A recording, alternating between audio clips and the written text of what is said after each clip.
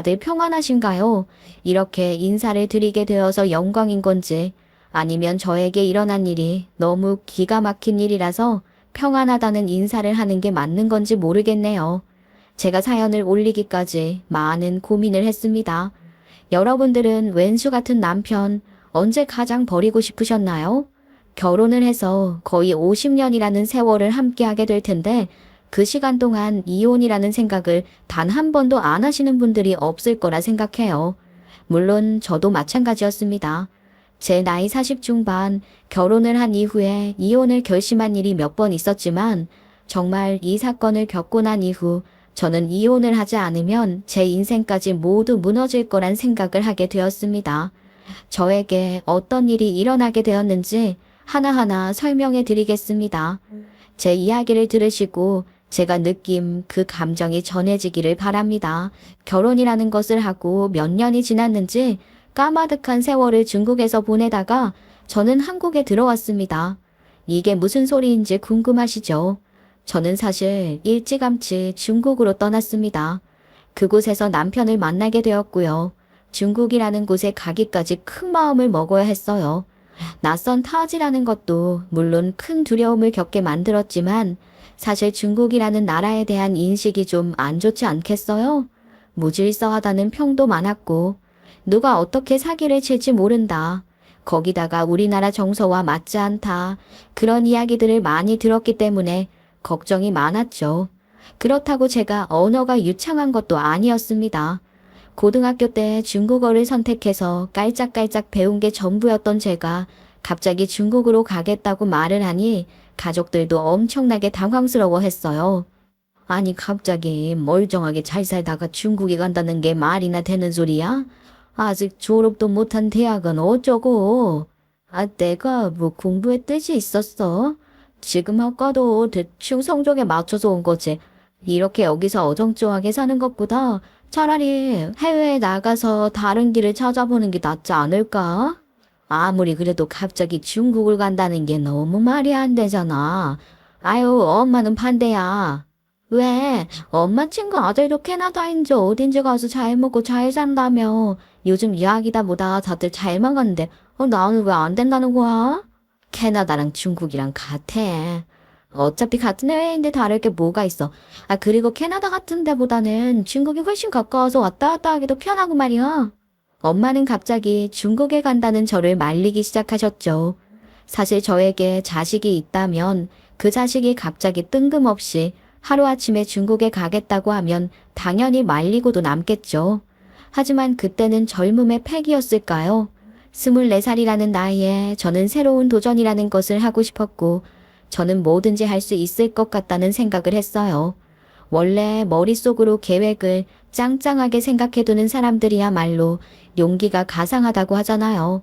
저는 제가 계획해둔 대로 인생이 흘러갈 수 있을 거라고 생각했습니다. 저는 그때부터 중국에 나가기 위한 준비를 하기 시작했어요. 짤막하게나마 어학원에 등록을 해서 중국어 회화를 배우기 시작했고 설렘 반 걱정 반으로 시작한 것 치고는 꽤 재미있게 배울 수 있었던 것 같아요. 제가 어학원에 나갈 때마다 저희 엄마는 등짝을 때리는 신용을 하시면서 뜯어 말리기 시작하셨죠. 괜히 중국에 갔다가 무슨 일이라도 생기면 어쩌려고 그래. 엄마는 말이야 제발 네가 평범하게 대학 졸업해서 평범하게 회사 다니다가 평범한 남자 만나서 결혼했으면 좋겠어. 그렇게 살기엔 인생이라는 게 너무 길고 할 수 있는 게 많이 있잖아. 지금 내가 다니는 대학도 말이야. 나한테는 아무 의미가 없다니까. 엄마, 앞으로는 중국 시장이 엄청나게 커질 거래. 우리나라에서 수출하는 옷만 해도 얼만 줄 알아? 중국 사람들이 하나 둘 동대문으로 모이고 있다고 하잖아. 거기서 내가 우리나라 옷만 팔아도 떼돈을 벌겠다. 그러면 옷이나 팔고 있으면 되지. 왜 중국에 가겠다는 거야? 엄마랑 떨어져서 살면 네가 뭐 편안하게 밥이나 먹을 수 있을 것 같아? 네 아버지도 말이다. 말은 안 해도 엄청나게 걱정하고 있다고. 부모 속까지 썩여가면서 그렇게 꼭 중국에 가야만 겠어? 해보고 아닌 것 같으면 그때 돌아오면 되지. 적어도 2년 정도는 버텨보면서 뭘 해야 먹고 살 수 있을지 생각도 좀 해보고. 아직 24살이면 할 수 있는 게 넘치는 나이잖아. 여기서 천천히 생각해봐도 답이 나올 텐데 엄마는 네가 중국에 가겠다고 말을 하는 게 괜히 객기로 보인다고. 지금 객기를 안 부리면 언제 부려보겠어. 엄마 걱정하지 마. 가보고 영 아닌 것 같으면 내가 돌아올게. 내가 뭐 영영 거기 붙어서 살겠다? 경험이나 한번 해보고 오겠다는 거잖아. 제가 그렇게 고집을 부리자 부모님께서도 더는 말리지 못하셨죠. 저는 부모님의 지원을 조금 받기도 했지만 중국으로 떠나는 것을 준비하는 시간 동안 열심히 아르바이트를 했습니다. 정말 힘들다는 택배사에서도 일을 해보고 편의점에서 야간 알바도 해봤어요. 거기다가 오전 시간이 아까워서 카페에서 평일에만 일을 하기도 했고요. 그렇게 몸이 10개라도 부족할 만큼 일을 했고 저는 두둑하게 주머니를 채운 뒤 중국으로 떠났습니다. 부모님께서는 공항까지 마중 나오셔서는 꼭 가야겠냐고 걱정스러운 말을 하셨죠. 저는 마지막까지 붙잡는 부모님이 이해가 가질 않았지만 막상 공항에서 중국으로 가려고 하니까 그 말이 귀에 맴돌더라고요. 그래. 뭐 네가 그렇게 꼭 가보고 싶다고 하는데 우리가 더 어떻게 말릴 수가 있겠어. 그래도 말이야. 여기 걱정하는 가족들이 있으니까 연락 꼬박꼬박하고 가서 영 아니다 싶으면 하루라도 빨리 한국으로 와. 아닌 거 붙잡고 버텨봐야 뜰때는 거 하나도 없다. 알겠지? 알겠어. 가만보면 꼭 적응 못하고 빨리 돌아왔으면 좋겠다고 이야기를 하는 거 같다니까. 아유 괜히 엄한 놈한테 사기 맞고 돈 뜯지 말고 요즘 그 뭐라더라? 중국에서 전화로 사기치는 게 유행한다고 하던데 그런 거에 속지 말고. 엄마, 나 비행기 시간 다 됐겠다. 나 이만 들어가요. 어차피 금방 도착하니까 중국까지 연락할게. 알겠지? 이런저런 걱정을 듣다 보면 비행기를 놓칠 것 같아서 발걸음을 빨리 했습니다. 그렇게 저는 중국으로 떠나게 되었고 그곳에서 외국인 노동자의 삶을 시작하게 되었어요. 한국에 있었을 땐 몰랐는데 제가 외국에 나와서 노동자가 되고 나니까 이 삶이 얼마나 고되고 힘든 건지 알겠더라고요. 말은 안 통하지. 그 사람들의 억양 때문에 맨날 화를 내는 것 같지. 정말 운 좋게 중국에 와서 관광도 하기 전에 취직이 결정되었는데 당장이라도 일을 그만두고 싶다는 생각을 하게 되었죠. 일단 그 사람들은 제가 말이 잘 통하지 않는다고 생각을 한 건지 제가 알아들을 수 없게 일부러 빨리 말을 하거나 본인들끼리만 아는 줄임말들을 쓰면서 저를 왕따시키곤 했어요. 직장 내 괴롭힘이라는 게 이런 건가 하는 생각이 절로 들더라고요. 결국 저는 그 일자리에서 얼마 버티지 못하고 일을 그만두게 되었습니다. 마음 편안하게 먹고 천천히 일을 알아보면 되지 하는 생각으로 부모님께서 지원해 주신 돈을 들고 중국 이곳저곳을 여행하기 시작했어요. 싼 값에 얻은 방은 도저히 사람이 지낼 만한 환경이 되지는 못했지만 점점 적응하게 되더라고요. 중국인들 중에서도 저를 응원해주고 도와주는 사람들도 많이 있었어요. 제가 혼자 덜렁 가방 하나 들고 와서 어떻게든 밥벌이를 하고 살겠다고 노력하는 걸 보고 챙겨주시는 부모님 또래 분들도 있었죠. 그 덕에 저는 점점 중국이라는 나라에 호감이 가기 시작했고 이곳에서 저의 운명을 바꿀 수도 있겠다는 생각을 하게 되었어요. 의외로 한국 제품에 대한 인기가 상당하더라고요. 부모님께서 저에게 쓰라고 주신 물건들을 사람들에게 나누며 저도 정을 베풀었고 그러다가 좋은 기회로 남편을 소개받을 수 있었습니다. 남편은 중국에서 사업을 하는 사람이었어요. 무슨 사업인지 자세하게 알지는 못했지만 작은 사무실을 운영하면서 돈을 번다고 했습니다. 작은 사무실을 운영한다고 해서 돈벌이가 적은 건 아닐까 생각하긴 했지만 하고 다니는 모습을 보면 그래도 꽤 넉넉하게 수입이 있는 건가 하는 생각을 하게 됐죠. 제가 일을 그만두고 새로운 직장을 알아보고 있던 찰나에 소개를 받은 사람이었기 때문에 남편의 사무실에서 일을 할 수 있다면 좋겠다는 생각을 했어요. 남편은 한국말이 아주 유창했거든요. 왜냐하면 어머님이 한국 사람이셨고 아버님이 중국 사람이셨어요. 그래서 태어나기를 중국에서 태어났는데 중학교에 입학할 때까지는 한국에서 살았다고 하더라고요. 한국에서 살다가 중국으로 아예 이민을 오면서 쭉 중국 국적을 가지고 중국 사람으로 살고 있었던 거죠. 본인은 혼혈이라는 말도 잘 안 한다고 했어요. 한국말이 너무나도 유창해서 궁금해서 물어보니까 솔직하게 말을 해주더라고요. 생긴 것도 중국 사람의 느낌보다는 한국인에 더 가까웠고 대화가 잘 통해서 정말 좋았어요. 타지에서 느끼는 한국 사람의 정은 또 다른 느낌이었죠. 거기다가 혼자서 가방 하나 들고 중국에 와서 정착을 하기로 결정을 내렸다는 제 이야기에 시어머니께서 깊은 감동을 받으셨다며 저를 엄청나게 챙겨주셨거든요. 여자 혼자 그런 결정을 내리는 게 결코 쉬운 일이 아닌데 정말 대단하다. 중국이라는 나라가 워낙 인식이 좀 그렇잖아. 그래서 다들 여행 올 때도 꺼려하는 느낌이 있는데 여기서 뭐라도 해보겠다고 왔다는 게 정말 대단하지. 우리 아들도 이렇게 강인한 여자를 만나야 하는데 아우 참 내 며느리 삼고 싶단 말이야. 그때는 남편이랑 아무 사이도 아니었는데 제가 그렇게 마음에 든다면서 본인도 한국 사람이라 며느리를 꼭 한국 여자로 드리고 싶었다면서 저에게 계속해서 어필을 하셨죠. 그런데 이게 타지라는 상황이 사고를 정지시키기도 하더라고요. 저도 고향이 그립기도 하고 외롭기도 하다 보니까 한국말이 통하고 제 감정을 있는 그대로 받아줄 수 있는 사람에게 호감이 생기는 건 어쩔 수 없는 일이었어요. 남편은 제가 중국어로 말을 하지 않아도 제가 하는 말을 전부 알아들었고 저의 정서 또한 알아주었죠. 중국인들이 느끼는 감정과 제가 느끼는 감정선이 미묘하게 다를 수밖에 없잖아요. 타국이라는 환경에 놓여 있으니까요. 거기다가 시어머니께서 한국 음식을 엄청나게 챙겨주시는데 김장도 직접 담그시더라고요. 어머님 이거 뭐예요? 김치예요? 젓갈이랑 이런 건 어떻게 공사하셨어요? 제가 여기서 김장 한번 해보려고 했는데 재료들이 미묘하게 달라서 힘들던데.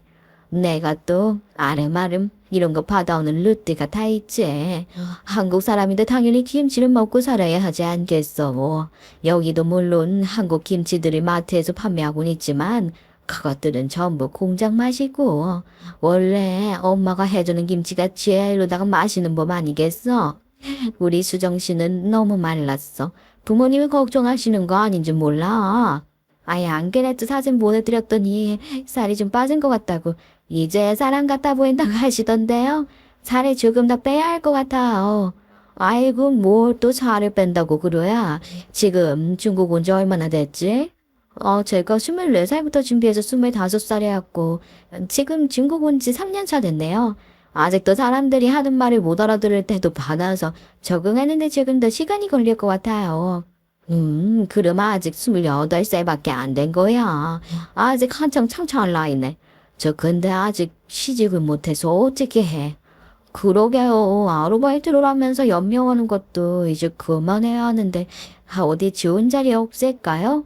그러고 보니까 오빠가 사업을 하니까 사무실에 빈 자리 없을까요? 우리 아들 사업장은 사람이 많이 필요한 곳이 아니라서 아마 자리가 없을 텐데 어디 내가 괜찮은 자리 하나 있나 알아봐 줄게. 그렇게 시어머니께서는 제가 일을 할 수 있는 곳까지 알아봐 주셨습니다. 덕분에 남편이 일을 하는 회사는 아니었지만 그래도 인자하신 중국인 사장님께서 운영하시는 해외 택배 전문 업체에서 사무직으로 일을 할 수 있었어요. 처음에는 주소를 입력하고 송장을 확인하는 작업이 무척이나 어려웠지만 결국 그 일을 하면서 제 중국 생활에는 무척이나 큰 도움이 되었습니다. 그렇게 저는 5년이라는 시간 동안 그 사무실에서 일을 하며 중국어를 완벽하게 습득하게 되었고 남편과 결혼까지 하게 되었어요. 사실 결혼에 대한 큰 생각이 있었던 것은 아니었지만 비자 문제 때문에 골머리를 썩고 있던 와중에 남편에게 프로포즈를 받으면서 결혼을 결심하게 되었죠. 저희의 연애란 저희 두 사람만의 몫이 아니었어요. 시어머니께서 좋게 말하면 엄청나게 챙겨주셨고 나쁘게 말하면 끼어드셨거든요. 저희 두 사람이 활활 불타오르는 연애보다는 은은하게 서로에게 녹아드는 연애를 해왔는데 그게 답답하신 건지 하루 빨리 결혼을 해서 며느리라고 부르고 싶다라고 그렇게 독촉을 하셨었어요. 저희가 알아온 세월은 길었지만 막상 연애를 한 기간은 길지 않았음에도 서른 초반에 바로 결혼을 결심하게 된 것은 시어머니의 참견 때문이었죠. 아니, 우리 아들 나이가 이제 서른 중반을 넘어섰는데 하루라도 빨리 안정적으로 가정을 이뤄야지. 아유, 중고 정서가 좀 그래. 사회생활을 제대로 하려고 하면 결혼을 했냐 안 했냐 그것부터 물어본다니까. 우리 아들 사업도 더 잘 될 수 있었는데 아직 미혼이라는 거에 걸리는 거지. 근데 그 말이 무슨 말인지 알겠더라고요. 중국은 사업을 운영하는 사람들끼리 모임을 자주 가지는 편이었는데 꼭 부부 동반으로 모이더라고요. 남편이 미혼이었기 때문에 일부러 자리에 끼워주지 않는 경우도 있었다고 했어요. 미혼인 남자가 끼게 되면 질서를 어지럽힌다나? 나라 정서가 그렇다고 하니까 그런가 보다 했었는데 저랑 결혼을 한 이후부터 저도 부부 동반 모임에 자주 끼워 나가게 되었죠. 생각보다 모임이라는 게 많더라고요. 아무튼 그렇게 남편과의 결혼 생활은 꽤 정신없이 흘러가게 되었습니다. 시어머니께서는 저에게 너무나도 좋으신 분이었는데 딱 한 가지 저에게 못하게 하시는 게 있었어요. 그건 바로 중국에 거주하고 있는 한국인들 커뮤니티를 이용하지 못하게 하는 것이었어요. 제가 아무래도 고향을 떠나서 생활을 하다 보니까 한국 사람들이랑 교류를 할 일이 없었고 그런 커뮤니티들을 찾아다니면서 한국 사람들을 찾아서 이런저런 정보들을 공유하고 싶었거든요. 게다가 제가 원래는 도시에 살고 있다가 결혼을 하면서 조금 외곽 지역으로 나오게 되었어요. 근처에 한국 사람도 전혀 없었고 그 동네가 또 사투리를 좀 섞어 쓰는 동네라서 같은 중국말이지만 못 알아들을 때가 꽤 있었단 말이죠. 외로우니까 인터넷으로라도 친구를 사귀어서 교류를 하고 싶었는데 시어머니께서 그걸 못하게 하시더라고요. 거기다가 결혼식도 중국에서만 올렸어요. 저는 당연히 제 친구들부터 가족들까지 전부 한국에 있으니까 중국에서 결혼식을 한번 올리고 한국에서도 한번 올리고 싶었었는데 그러면 비자 문제가 꼬이게 된다고 하시면서 저에게 한국에 나가지 말라고 엄포를 놓으셨죠. 저는 결혼 준비하면서 서운할 일이 없었는데 그 부분 하나만 딱 서운했어요. 물론 중국에 있는 시댁 식구들의 사정이라는 게 있으니까 또 제 비자 문제가 걸린다고 하니까 못 나가는 상황인 건 이해했지만 그래도 잠깐 나갔다가 들어오는 건데 큰 문제가 생길까 싶었거든요. 어머니, 이제 중국에서 혼인신고도 마쳤는데 저도 당연히 한국에 들어가서 친척들부터 시작해서 친구들한테 인사를 좀 하고 와야 하지 않을까요?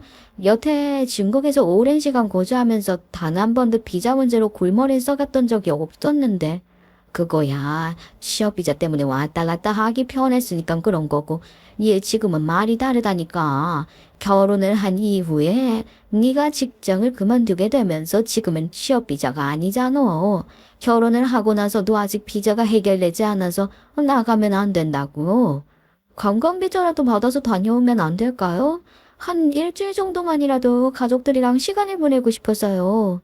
아이고, 차라리 가족들을 중국으로 초대해. 우리 아들이 무슨 돗대기 시장에서 일을 하는 것도 아니고 말이야. 네가 지금 가게 되면 영영 입국이 안 될 수도 있다니까. 너 지금 무비자야. 아직 심사 중이라고. 그러면 불법 체류자로 오해받을 수도 있고. 서류상으로 중국인이랑 결혼을 한 사이인데 무비자에 불법 체류가 말이 안 되는 거 아닌가요? 이 나라는 상식이 통하지 않는 나라야. 결혼을 했어도 비자가 없으면 불법 체류자밖에 안 되는 법이야. 시어머니께서는 조금만 기다리면 된다고 저에게 한국에 나갈 생각은 잠시 접으라고 하셨죠. 저희 부모님께서는 하필 중국 사람이랑 결혼을 해서 고향에도 마음껏 오지 못한다고 불평을 내보이셨지만 그래도 듬직한 사위라고 좋아하셨어요. 남편이 한국에 나가지는 못해도 전화도 자주 드리고 저희 부모님께 중국에서 귀하다는 물품들도 많이 보내드렸거든요. 한때 유행했던 귀금속 팔찌라던가 아니면 중국에서 유명한 도자기 같은 것들 있잖아요. 선물이라고 그런 걸 많이 보내주었습니다. 저희 부모님께서는 횡댕고리했던 집안에 기품이 철철 흐르는 장식들이 놓이게 되었다고 좋아하셨죠. 저희 아버지께서 또 골통품 같은 것들을 좋아하셨거든요. 그래도 저는 얼굴을 직접 뵙고 이야기를 하는 것만큼 좋은 건 없다고 생각을 했기 때문에 계속해서 한국에 나가고 싶다고 졸랐어요. 그런데 몇 개월이면 해결될 줄 알았던 비자 문제가 계속 밀리고 밀리더라고요. 이유요? 돈 때문이었죠. 이게 비자를 빨리 받고 이 나라에서 어떻게든 혜택을 누리면서 살려면 뒤로 돈을 찔러 주어야 한다는 겁니다. 제가 그럴 자금이 있었던 건 아니었고 남편에게 기대야 하는 실정이었는데 남편은 제가 한국에 나가면 안 돌아올 것 같아 보였는지 한국에 못 나가게 하느라 바빴어요. 결혼 2년 차에는 제발 한국에 한 번만 보내달라고 사정사정을 했고 드디어 남편 입에서 한국에 나갈 수 있게 도와주겠다는 말을 들었죠. 그런데 하필 타이밍이라는 게 한국에 나가게 해주겠다는 말이 떨어지기 무섭게 제가 임신을 해서 또 한 번 한국행이 무너지게 되었어요. 보통은 임신을 하고 나면 친정에 가서 몸조리를 한다고 하는데 저희 시어머니께서 눈에 쌍심지를 켜고 절대 안 된다고 말리셨거든요. 이 임신까지 했는데 비행기를 타고 한국에 가겠다고? 아이고 그거 미친 짓이지. 너 몸도 약해서 집에서 쉬라고만 했다면서 무슨 한국에 가겠다고 그래. 우리 손주 멀쩡하게 태어날 때까지는 절대로 안 된다. 자칫하다가 잘못되면 누가 책임을 질 거야. 그렇게 저는 출산까지 한국에 나가지 못했고 출산 시기가 되어서 친정엄마가 중국에 들어오셨어요. 정말 엄마 얼굴을 보는데 얼마나 눈물이 나던지 만삭의 몸을 하고 있어서 가뜩이나 숨이 벅찬데 엄마 얼굴을 보니까 정말 숨이 넘어갈 만큼 좋더라고요. 그렇게 한 달이 넘는 시간 동안 친정 엄마 옆에 있어 주셨고 저는 무사히 출산을 마칠 수 있었어요. 출산을 하고 친정엄마께서 중국에 더 계시려고 했었는데 저희 시어머니가 은근히 눈치를 주시더라고요. 엄마, 딱 한 달만 더 있다 가면 안 돼? 지금 아니면 엄마가 손주를 얼마나 더 볼 수 있겠어. 나도 엄마가 해준 밥 더 먹고 싶고 엄마랑 더 놀고 싶고. 아유, 우리 며느리가 이렇게 철없는 소리를 하네. 사부인이 여기 계시면 사돈어른은 혼자 얼마나 쓸쓸하시겠니? 너는 네 남편 혼자 집에 떠얼렁 두고 너만 한국에 나가면 마음이 편하겠어? 사부인이 여기 온 지도 벌써 한 달이 넘었다 얘. 이제는 가셔야지. 네가 마음 편안하게 보내드려야지. 아유, 아니에요. 제가 여기 올 때 애초에 3개월 정도 있어 볼까 마음 먹고 온 건데. 우리 딸, 엄마가 해준 미역국 좀 더 먹을 수 있겠어? 예, 더 계시겠다고요? 아유, 우리 아들이 불편해서 어떡하지? 아니, 사부인, 부부끼리 보내야 하는 시간도 필요한 건데, 사부인이 내내 집에만 있으니 우리 아들이 불편해 하잖아요. 가뜩이나 요즘 사업이 잘 안 풀려서 힘들어하고 있는데, 신경을 좀 써주시는 게 어떨까요? 시어머니께서 그렇게 말을 하시는데, 저희 친정엄마가 뭐라고 더 말을 하실 수 있겠어요. 다음날 바로 짐 싸서 한국으로 돌아가셨습니다. 저는 정말 너무 서운해서 눈물이 줄줄 흘러나올 정도였어요. 정말 몇 년 만에 만나는 엄마의 얼굴인데 몸조리하는 동안도 엄마랑 같이 지내지 못한다는 게 서러웠죠. 거기다가 산후 우울증이라고 하잖아요. 애는 말을 못하니까 내내 울기만 하지.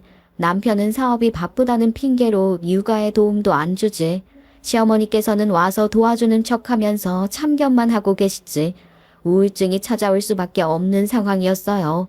이럴 때 제 가족이라도 옆에 있으면 모르겠는데 친정 부모님이랑은 영상 통화로밖에 안부 인사를 전하지 못했죠.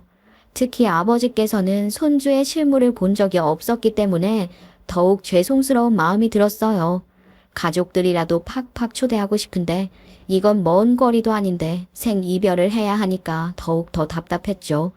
그런데 아이가 조금만 더 크면 한국에 자유롭게 출입국이 가능하겠지 하고 생각을 했는데 제 꿈은 산산조각이 났어요. 왜냐고요? 아이는 출생신고를 하면서 중국 국적을 받게 되었는데 여전히 저는 비자가 나오지 않은 상태였거든요. 저는 정말 황당했죠. 관공서에 가서 따지기도 했고 제 기록을 떼어달라고 사정사정을 하기도 했는데 돌아오는 대답은 안 된다는 말뿐이었습니다. 뭐가 문제인지 모르겠지만 제가 거주를 하고 있는 거주 지역에도 이름이 올라가 있지 않았고 남편이랑 혼인신고가 되어 있는 건 맞는데 제 기록 자체가 그냥 없다는 말만 돌아왔어요. 얼마나 이상하겠어요. 그런데 제가 알아보려고 해도 뭐가 계속 막히는 거예요. 관공서는 정부기관인데 중국은 공화국이다 보니까 공안이랑 연결이 되어서 제 정보를 보여줄 수 없다고. 제 개인정보인데 제가 그걸 확인하지 못하는 게 말이 되냐고 따져 물어도 계속해서 안 된다고만 하는 거예요. 남편한테 가서 억울함을 토로하고 뒷돈이라도 찔러서 제발 비자 문제를 해결해 달라고 했죠. 그런데 남편이 시큰둥하게 이야기를 하는 게 아니겠어요? 내가 뭐 안 해봤겠어. 근데 문제가 있대. 당신이 취업 비자로 들어와서 일을 하다 그만두고 하다 그만두고 하면서 비자 발급에 문제가 생겼다는 거야. 아니, 그게 무슨 말도 안 되는 소리야. 그냥 뒷돈 찔러달라고 일부러 내 서류 처리를 미루고 있는 건 아니고. 쟤네 그 뭐로 그렇게 귀찮은 짓을 하겠어. 솔직히 그냥 비자 주는 게 빠르지. 당신이 한두 번 귀찮게 한 것도 아니고. 아니, 내가 들어보니까 당신이 비자를 갱신해야 하는 시기에 나랑 결혼을 하게 되면서 위장 결혼인지 아닌지 뭐 그런 거 파악을 해야 한다고. 도대체 그게 무슨 말도 안 되는 소리야. 취업 비자가 더 이상 나오기 힘들다고 해서 당신이 빨리 결혼해서 배우자 그거 올려가지고 비자 받자고 했던 거잖아. 나라고 이렇게 될 줄 알았겠어? 나도 몰랐지. 나라에서 안 해주겠다고 하는데 나뭐 어쩌라는 거야. 무슨 내가 대통령이라도 되는 거냐고. 아이고, 야, 맘에 뭐 이렇게 시끄럽게 떠들고 앉았냐. 너는 조용히 안 해. 애 깨겠다. 우리 손주 겨우겨우 잠들었는데 무슨 기집애 목소리가 담벼락을 넘어가? 어머님, 지금 뭐라고 하셨어요? 기집애 목소리가 어쩌고 어째요? 아유, 눈가는 왜 그렇게 뜨냐? 아니, 우리 아들이 하는 일에 뭐 그렇게 토를 달고 그래? 어른이 알아서 해줄까? 그리고 한국에 있는 가족만 가족이냐? 우리는 가족도 아니야. 이러다가 영영 애랑 생립을 하게 되면 어쩌려고. 너 한국 나갔다가 불법 체류자로 낙인 찍혀서 중국에 출입 금지당하면 어쩌려고 그러니? 우리가 뭐 여기 있는 생활에 회사에 다 접고 한국에 가랴. 그렇게 되기 전에 돈이라도 찔러서 비자 문제를 얼른 해결해달라고 하는 거잖아요. 너는 돈 한 푼을 안 벌어면서 무슨 돈 타령이야. 너 돈 있으면 해봐라. 이게 무슨 1, 200 가지고 되는 일인 줄 알아? 친정에 돈 달라고 하던가. 저는 그렇게 발이 묶이고 말았어요. 답답하시다고요? 저는 오죽 답답했겠습니까? 돈을 잘 벌어는 줄 알았던 남편은 돈을 다 어디다 쓰는 건지 아니면 본인 주머니에 숨겨두고 꺼낼 생각도 하지 않는 건지 매번 빠듯한 생활비만 주었고 그마저도 일일이 감시를 했습니다. 제가 돈을 어디다 쓰는지 매일같이 가계부를 쓰라고 난리를 쳤어요. 마치 저에게 돈을 주면 제가 도망이라도 갈 사람처럼 구는데 왜 이렇게 저를 못 믿는 건지 궁금하기까지 했죠. 마음 같아서는 몰래 담벼락을 넘어서 도망을 치고 싶다는 생각까지 했는데 그것도 쉽지 않았죠. 아이를 데리고 도망을 친다는 건 불가능한 일이었거든요. 아이가 조금만 크면 하고 버티기를 7년. 저는 결혼 생활 10년 동안 한국에 단 한 번도 갈 수 없었습니다. 저는 포기를 하게 되었죠. 10년 동안 비자 문제가 해결되지 않아서 불법 체류자의 신분이 되었다는데 제가 무슨 의지가 생기겠습니까? 제가 모든 걸 포기하고 집에만 묶여있자 남편과 시어머니께서는 저를 정말 종처럼 부려먹기 시작했어요. 돈 가지고 생색을 내는 것은 기본이고 친정 부모님이 중국에 오는 것도 막으셨죠. 저는 휴대폰까지 빼앗긴 상태로 정말 농장에 가둬진 가축물처럼 그렇게 의지라는 걸 하나도 가지지 못한 채 지냈어요. 가스라이팅이라는 게 참으로 무서운 것이더라고요. 그런데 정말 말도 안 되는 소식을 듣게 되었습니다. 당신이 또 한국 탈영을 할까봐 내가 말을 할까 말까 고민을 했었는데 그래도 당신이 알아야 할 것 같아서 말이야. 뭔데? 설마 우리 부모님한테 무슨 일이라도 생겼대? 장모님이 암 투병 중이시라네. 나한테 돈 있으면 좀 빌려달라고 하시더라고. 암 치료받는데 뭐 그동안 돈이 없어서 보험도 해지하고 해서 병원비가 감당이 안 되신다더라. 뭐라고? 우리 엄마가 암이라고. 그래서 돈이 얼마나 필요하다는데 당신이 돈 좀 보내주고 그러지. 아니다. 내가 당장 한국에 가야겠어. 언제 연락받은 건데? 연락은 받은 지 좀 됐어. 아마 지금 좀 힘드실 것 같아서 말하는 거야. 그게 무슨 소리야? 우리 엄마가 암투병한 지 시간이 흘렀다고? 근데 여태까지 나한테 말 한마디를 안 한 거라고? 뭐라면 당장이라도 한국에 와겠다고 할 거 아니야. 아, 그럼 우리 애는 어떡하고? 우리 엄마는 어떡하고? 그게 무슨 말도 안 되는 개소리야. 당연히 우리 엄마가 암이라는데 우리 엄마부터 챙겨야지. 세막 병원비도 안 준 거 아니지? 당신 돈 잘 벌잖아. 그 정도는 해줘야지. 요즘 사정 안 좋은 거 알면서 왜 그래? 아, 좀 두렸어. 엄마랑 전화통화 좀 하게 해줘. 아, 나 진짜 이대로는 답답해서 못 살겠다고. 남편은 제가 울부짖으면서 이야기를 하니까 결국에는 휴대폰을 쥐어주었죠. 엄마에게 전화를 걸었는데 받지를 않으시더라고요. 정말 속이 새카맣게 타는 기분이 들었습니다. 사람이 극한의 공포에 맞닥뜨리게 되면 머릿속이 새하얗게 변한다고 하잖아요. 그 기분이 무엇인지 알겠더라고요. 엄마가 전화를 안 받는데 정말 무슨 일이 생긴 건가 싶어서 눈물만 줄줄 흐르는 상태였죠. 오죽하면 저희 아이가 제 옆에 쪼르르 달려와 저를 안아주더라고요. 그러자 우리 엄마의 마음이 어떨지 그 생각이 절절하게 났어요. 이렇게 작은 우리 아이가 안아주는 것만으로도 마음이 치유가 되는 것 같았는데 아픈 우리 엄마 옆에 내가 있어야 하는데 하는 생각이 들었던 거죠. 그때부터 저는 미친 사람처럼 정신없이 한국에 갈 방법을 알아보기 시작했어요. 남편이 제 여권부터 시작해서 전부 들고 있었고 심지어 여권도 기간이 만료가 되어서 쓸 수 없는 상태였어요. 남편의 말에 의하면 저는 비자가 없는 불법 체류자 신분이었기 때문에 비행기를 타고 간다는 건 생각도 못할 일이었죠. 그리고 시어머니와 남편이 당연히 저를 한국에 보내주지 않을 거라 생각을 했기 때문에 저는 뒤에서 몰래 배편을 알아보기 시작했습니다. 돈만 쥐어주면 불법으로 배를 운항해서 데려다주는 사람들이 있었거든요. 그 사이에 아버지와 연락이 닿았고 엄마의 상태를 알 수 있었죠. 도대체 뭘 하다가 이제서야 연락이 되는 거야. 아니 너희 엄마 많이 아프다. 오늘 내일 한다고 암에 걸리고 제대로 치료도 못 받고 우리 집도 다 뺐다. 어디 그뿐인 줄 알아. 지금 빚에 허덕이고 있다. 사위가 돈을 보내준다 하면서 입을 싹 쉬는 바람에 저는 흐느껴 울면서 말을 하시는 아버지의 말을 믿을 수가 없었어요. 그동안 남편이 돈이라도 꼬박꼬박 보내주고 있다고 생각을 했는데 심지어 친정엄마가 암투병을 하신 지도 1년 가까이 되었다고 하더라고요. 그 시간 내내 저를 속여온 것입니다. 부모님께서는 연락 한 통 없는 저를 보고 큰 실망을 하셨다고 했어요. 저는 그날부터 야금야금 남편의 지갑을 털었습니다. 돈도 돈이었지만 집안에 널브러져 있는 시어머니의 금반지부터 시작해서 남편이 결혼할 때 주었던 예물들까지 전부 처분을 해서 배를 빌렸어요. 믿어지시나요? 제가 그런 짓을 하면서 중국을 떠났다는 사실을 믿으실 수 있으시겠어요? 정말 저는 간절했습니다. 저는 인천까지 16시간 동안 배멀미를 참으며 야반도주를 했습니다. 두고 온 아이에게 죄책감이 들었지만 그렇게라도 해야 했어요. 정말 이틀을 걸려 인천에 발을 디뎠을 때 저는 다리에 힘이 풀려 주저앉고 말았습니다.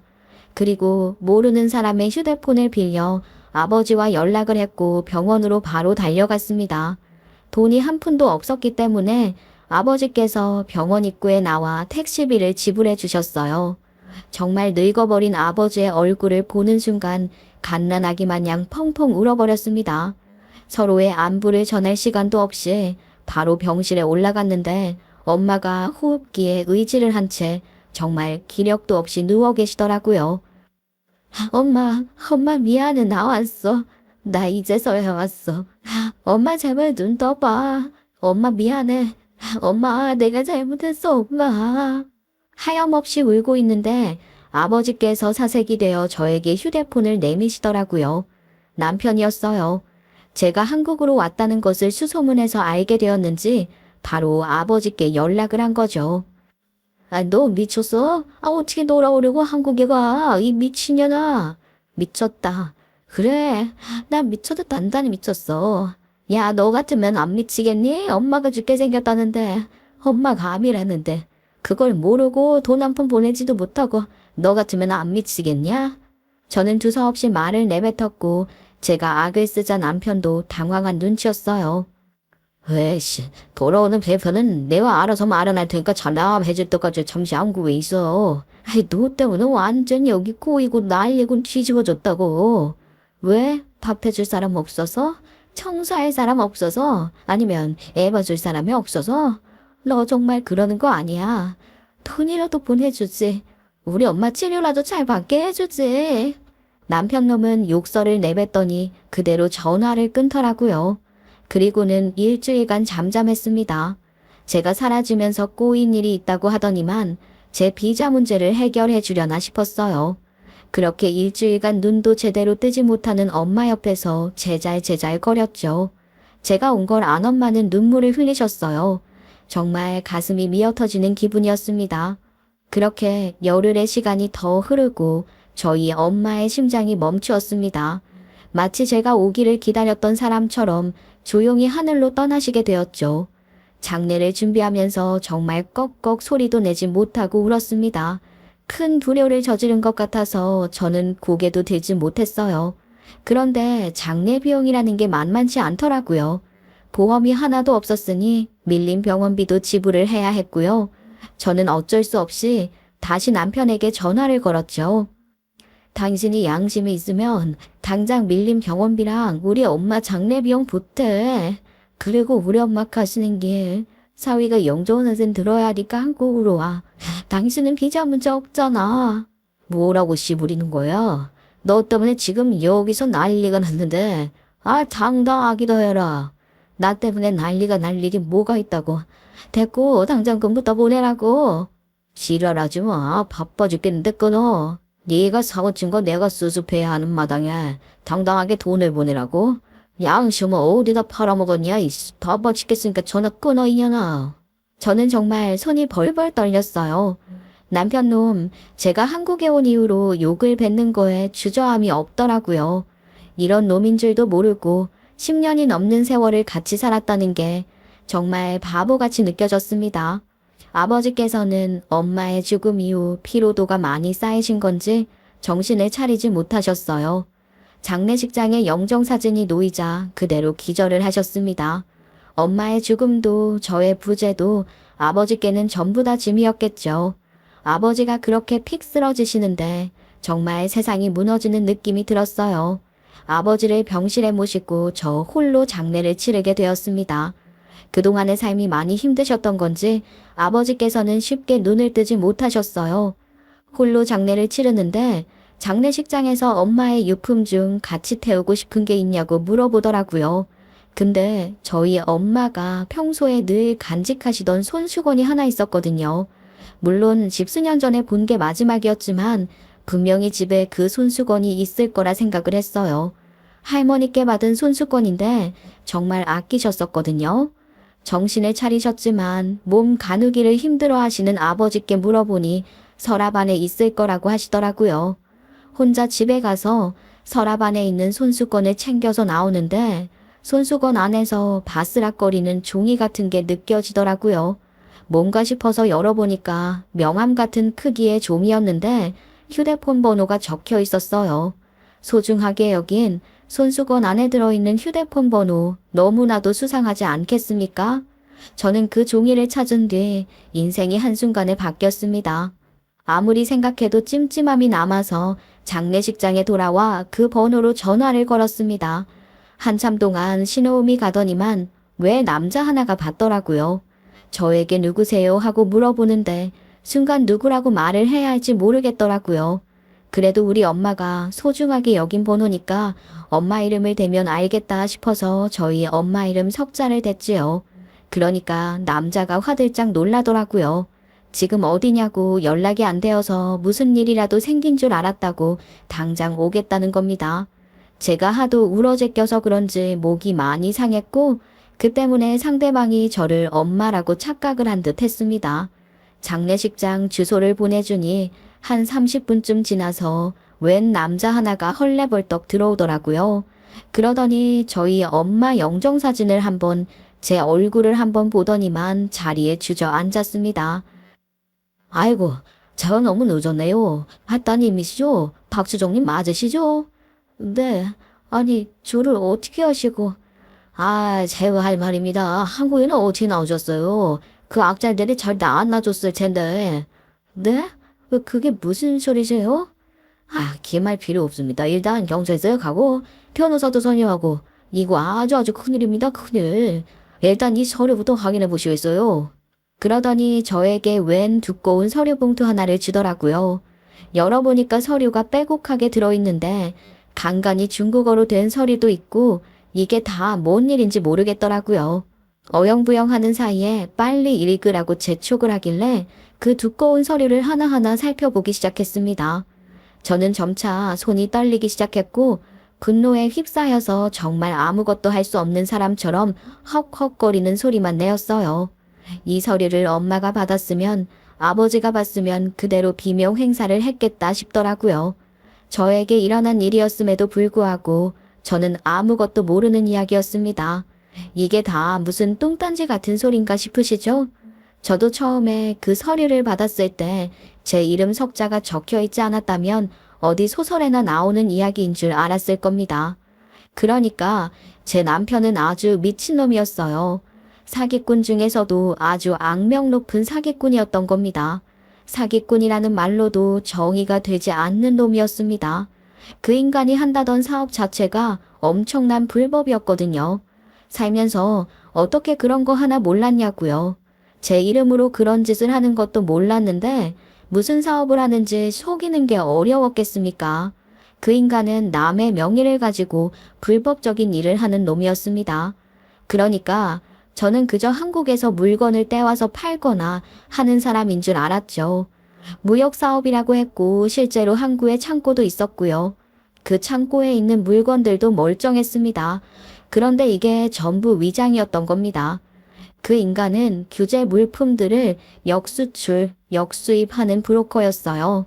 중국 정부는 유해 화학 물질이 포함된 제품에 대해 엄격한 규제를 시행하고 있는데 규정과 유해성 평가를 거치지 않은 자재를 싼 값에 팔아넘기고 있었던 겁니다. 이런 자재는 인체 건강에 심각한 위험을 초래할 수 있는 건 물론이고 어린이와 노인에게는 더욱 해로운 자재였죠. 환경오염도 마찬가지였고요.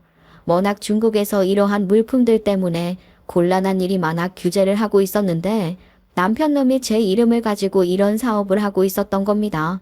비자를 해결해 주겠다고 제 개인정보를 전부 들고 가서는 뒷공무니에서 이런 사업을 하고 비자를 받을 수 없게 오히려 방해를 하고 있었던 거죠. 제가 비자를 받게 되고 국적을 취득하게 되면 제 이름으로는 이런 사업을 할 수 없으니까요. 저 이전에도 만나던 여자가 있었고 그 여자들의 이름으로 사업을 하다가 지금의 저처럼 한국으로 도망을 가거나 다른 곳으로 나르게 되면 또 새로운 여자를 물색해서 같은 짓을 하고 있었던 겁니다. 저는 알아듣기도 힘든 유해 물질들이 섞인 자재들로 집을 짓거나 인테리어를 하거나 한국으로 역수출을 해서 비싼 값에 팔아먹거나 하고 있었던 거죠. 자기 이름으로 된 것이 없으니 잡아갈 수도 없었던 겁니다. 게다가 다른 여자들의 이름으로는 1년에서 2년씩 해먹고 버렸으니까 잡힐 일이 없었는데 저는 벌써 10년째 도용을 당하고 있었던 거죠. 한국에서는 이 유해물질이 포함이 된 자재로 건축물을 짓다가 사고가 있었고 조사가 들어갔었는데 남편이고 저고 중국에 있고 중국에서는 뒷돈을 받아 협조를 해주지 않고 있었으니 꼬리를 잡을 수가 없는 상태였던 것입니다. 한국에서는 중국 국적인 남편을 잡을 방법이 없었고 중국에서는 한국 국적인 저를 잡을 방법이 없었던 거죠. 저는 그 사이에서 이용만 당하고 비자를 받지 못해 우리 부모님 얼굴 한번 제대로 보지 못했던 것이었고요. 남편이 저를 한국에 보내주지 않으려고 길을 썼던 이유가 바로 이 사업 때문이었던 것이었습니다. 하파는 포말데하이드가 들어가 고농도 발암물질로 평가되고 유기용제는 휘발성 유기화합물을 수백 배 이상 방출하는 제품을 수출하고 아주 그냥 사용하는 사람들은 생각지도 않는 유해물질들을 팔아치우며 호의호식하고 있었던 거죠. 그러면 지금 제 남편이 여태까지 제 이력을 도용해서 이런 사업을 벌이고 있었고 역으로 제가 지금 추적을 당한, 아니, 이게 다 무슨 일인지. 제가 다시 한번 정리해드릴게요. 그 박수종 씨 남편분은 중국에서도 알아주는 아주 악명 높은 인간이에요. 그 인간 여태까지 자기 명의로 뭘 한 게 없어요. 다른 여자들 명의로 등쳐먹고 살았죠. 중국에서는 그 인간의 명의로 된 게 없으니까 잡지 못하고, 한국에서는 그 인간이 중국 국적이라 범죄 인도가 되지 않아서 처벌 못하고 있었습니다. 근데 박수종 씨가 딱 등장을 한 거죠. 10년 넘게 그 인간이 박수종 씨 이름으로 장사하면서 혼인신고도 했고, 일부러 그 비자 발급 막으려던 정황까지 포착되었다고요. 그래서요? 제가 설마 모든 죄를 뒤집었어야 하는 그런 상황인가요? 저도 그렇게 될 줄 알았습니다만 경찰 협조하에 같이 조사를 하다가 박수정 씨 명의로는 되어 있으나 돈은 그 인간한테 넘어가게 되어 있을 거 아닙니까? 그 사이에 자금 세탁을 했던 대포 통장이 발견됐고요. 역추적한 결과 그 인간이 벌인 짓이라는 꼬투리를 잡을 수 있었습니다. 박수정 씨의 증언이 필요했지만 그 인간이 꽁꽁 숨겨두는 바람에 조사를 못하고 있었는데 이렇게 한국에 나오게 되었다니. 아니, 이 수사을에는 누가 알게 된 것인데요? 저는 아무것도 몰랐는데. 고인이 되신 박수정님 어머님이셨습니다. 암투병 시작하신 이후에 딸이랑 연락도 되지 않고 얼굴 한번 보지 못한다는 게 억울하다고 중국에도 찾아가셨는데 문전박대를 당했다고 하더라고요. 네? 저희 엄마가 중국에도 오셨었다고요? 저 몰랐어요. 그걸 수상하게 생각하신 어머님께서 저한테 뒷조사해달라고 의뢰를 하셨습니다. 처음에는 그 사위 뒷조사 부탁하셨는데 이상하게 그 인간 이름으로 된 게 하나도 없더군요. 사업체도 운영하는 사람인데 너무 아무것도 없이 깨끗한 게 수상해서 그렇게 어쩔 수 없이 박수종 씨의 뒤를 캐기 시작했죠. 그러니까 이 어마어마한 증거들이 나오더라고요. 대단하시네요. 이걸 어떻게 다. A형 걸렸습니다. 보통 이런 의뢰는 3개월 안에 끝나는데 저도 저 혼자서 감당할 수 있는 내용이 아니라 박수정 씨 어머님과 함께 경찰서에 찾아갔고 그곳에서 협조를 받아서 이만큼 자료를 모을 수 있었어요. 어머님께서 꼭꼭 고소 고발해달라고 박수정 씨가 다시 자유로울 수 있게 도와달라고. 그 말에 저는 정말 바닥에 주저앉아 펑펑 울었습니다. 이 사실을 아버지도 알고 있냐고 물어보니 아버지는 또 모른다고 하시더라고요. 엄마가 흥신소에 일을 부탁하고 암투병 증상이 점점 심해져서 보고만 대충 받으셨었대요. 게다가 잡히는 게 없어서 수사에 진전도 없었고 최근 3개월 전부터는 연락도 안 될 정도로 오락가락 하셔서 흥신소에서도 엄마께 연락을 하지 못했대요. 아버지 연락처도 몰랐고 엄마 혼자서 몰래 진행한 일이라 어떻게 소식도 모르고 전할 방법도 없었대요. 게다가 이 모든 사실이 드러나게 된 것도 얼마 안 된 일이라고 하더라고요. 그래서 엄마는 결국 수사의 결과도 듣지 못한 채 눈을 감으신 거죠. 제가 배를 타고 몰래 탈출하지 않았다면 아마 저는 이 모든 것을 모르고 평생 그곳에서 썩었을지도 모르는 일이었던 겁니다. 저 당연히 고소할 거예요. 변호사 선임할 거고 죽이 되든 밥이 되든 싸울 거예요. 그 인간 어떻게든 감옥도 보낼 거고요. 어떻게든 보상도 받을 겁니다. 제 의지를 불태웠습니다. 그 뒤 저는 경찰서에 찾아가서 지난 10수년의 세월 동안 어떤 삶을 살았는지에 대해 일일이 조서를 작성했어요. 제 이야기를 듣는 여경 수사관님이 눈물을 글썽이시더라고요.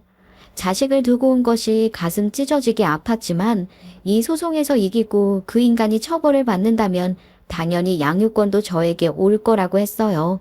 제가 한국 국적이었기 때문에 재판은 당연히 한국에서 한국법으로 이루어지게 되었죠. 그 인간 법정에 불출석하겠다고 본인이 중국인이라고 떵떵거렸는데 이 일도 나름 쉽게 풀리게 되었어요. 그 인간이 팔았던 유해물질 상품이 한국에만 유통된 것이 아니라 중국에도 같이 유통이 되고 있었던 것이었죠. 중국에서는 이 문제를 두고 크게 다투고 있었기 때문에 남편 놈을 본보기 삼자고 하게 된 것입니다. 결국 중국에서도 협조가 이루어졌고 남편 놈은 한국으로 송환이 되어 재판을 받게 되었습니다. 가뜩이나 눈에 가시던 남편 놈을 처벌할 기회를 잡은 중국에서도 아주 기가 막히게 협조를 해주었죠. 환경 문제와 주거 문제가 걸린 재판이라 뉴스의 보도가 크게 되지는 않았지만 그 인간 2번 다시는 중국에 돌아갈 수 없을 정도의 큰 벌을 받았습니다. 이례적인 일입니다. 재판이 못해도 5년은 걸릴 거라 생각했는데 참 일찍 끝나게 되었네요. 이건 경찰도 또 탐정분도 수사를 탄탄하게 준비하신 덕입니다. 수정씨, 정말 고생 많으셨어요. 저는 재판이 끝나고 남편이 포승줄에 묶여가는 것을 보고는 바로 중국 고만에게 아이를 인계받았습니다. 재판에 걸린 시간이 2년 정도였기 때문에 저는 그동안 아이와 생이별을 하고 지내야 했거든요. 수사 때문에 중국에 갈 수 없는 상황이었고 중국에 갔다가 무슨 보복을 당할지 모르는 상태여서 저는 한국에서도 늘 경찰의 보호 아래 있었습니다. 국제적인 사건이었기 때문에 더더욱 그래야 했고요. 아버지께서는 제가 옆에 있어 안심이 되어서 그런 건지 건강 회복도 빠르게 되었어요. 너무 말라서 가슴이 아플 정도였는데 살도 좀 붙으셨고요. 거기다가 저는 그동안의 피해 보상까지 전부 받을 수 있었습니다. 시어머니 또한 공범으로 인정이 되어 중국 공안에게 잡혀가게 되었고 그들에게서 당한 만큼의 피해 보상 그리고 아이 양육비까지 전부 챙길 수 있었죠.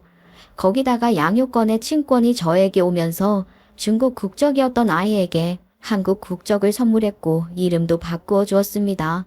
아이는 한국에서 아직 적응 중인데 주변에 좋은 친구들, 좋은 어른들이 있어서인지 잘 적응하고 있습니다. 아이가 밤에 가끔 울면서 일어날 때가 있는데 제가 없는 그 시간 동안 중국에서 어떤 일이 있었을지 몰라 가슴이 아픕니다. 아이가 한국 생활에 어느 정도 적응을 하고 나면 심리상담센터에 방문을 해볼까 해요.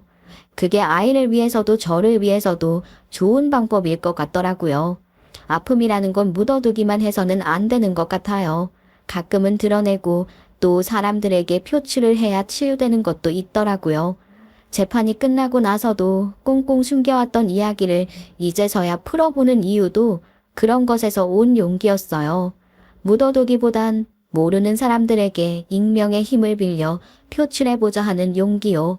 제가 바보같이 당했던 시절 어쩔 수 없었다는 변명으로 치부하기엔 어설플지 모르겠지만 정말 그 상황에서 포기하지 않고 용기를 내서 탈출하게 되어 다행이라 생각합니다.